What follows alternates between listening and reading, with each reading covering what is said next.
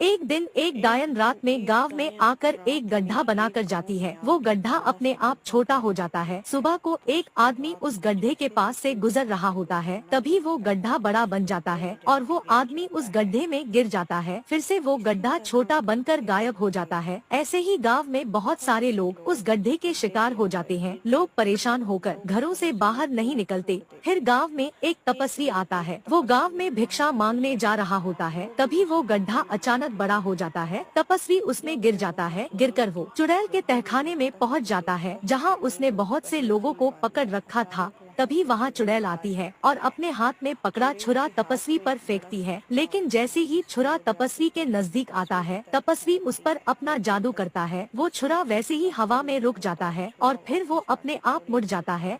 फिर सीधा जाकर चुड़ैल पर जादू फेंकने लगता है। जादू के असर से चुड़ैल तड़पने लगती है और मर जाती है।